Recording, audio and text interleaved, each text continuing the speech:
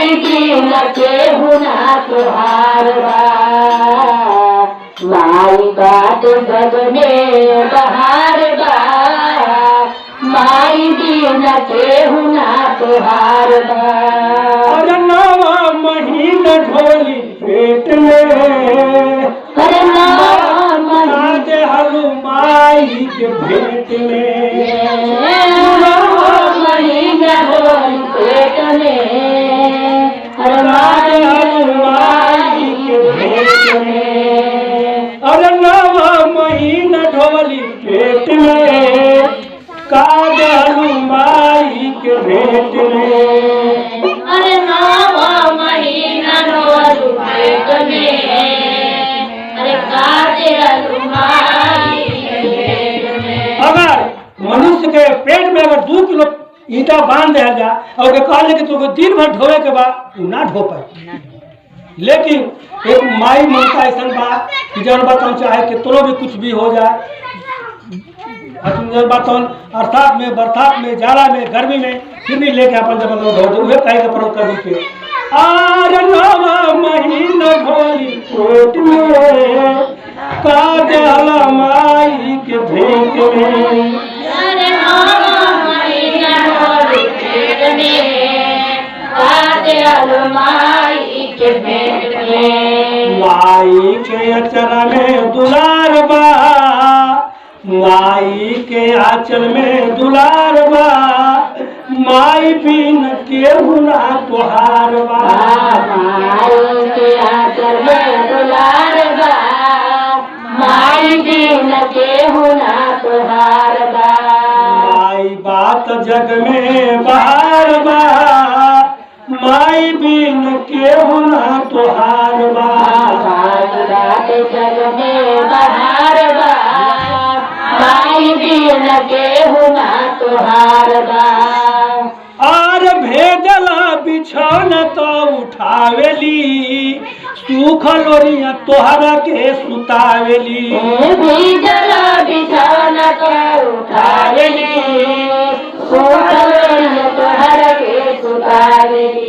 अगर छोट बच्चा बा अगर माताई जब बात अगर बिछौना पर पेशाब कर जाला अपने वो जगह पर सूत जाई, लेकिन अपना बचवा के हटा दी वहाँ से ताकि हमारे बचवा के निमोनिया न हो जाए सरसाम न हो जाए हम भले बीमार हो जाए लेकिन हमारा बचवा न बीमार हो गए कहे के पड़े।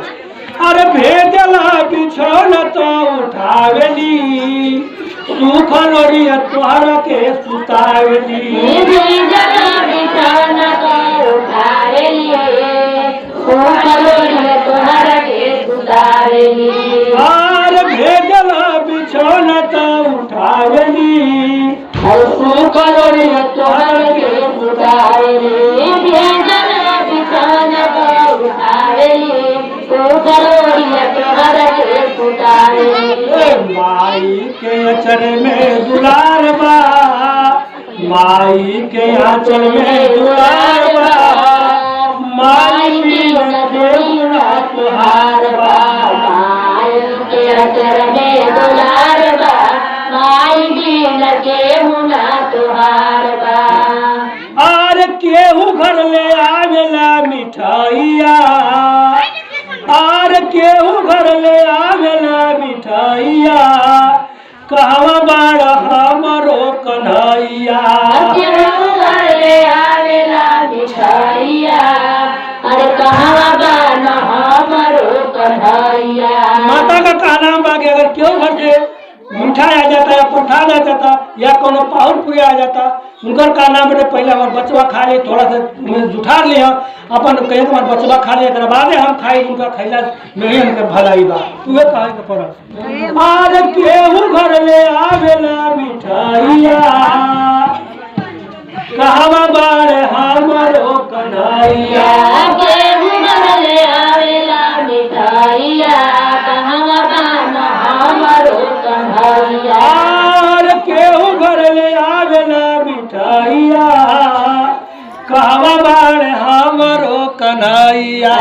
केहू घर ले आवेला मिठाइया कहवा बाड़ा हमरो कन्हैया।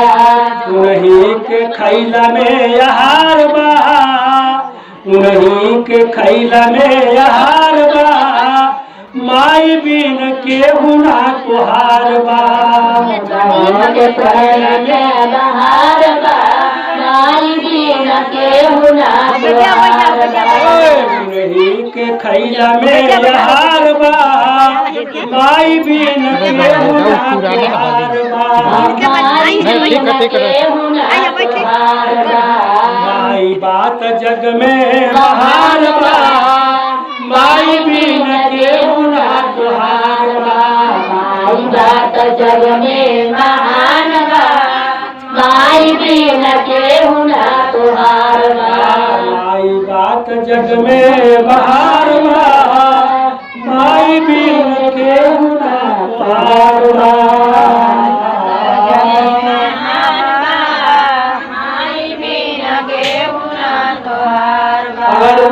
ऐसे ही वीडियोस देखने के लिए अभी सब्सक्राइब करें हमारे चैनल को और वीडियो को लाइक करना ना भूलें।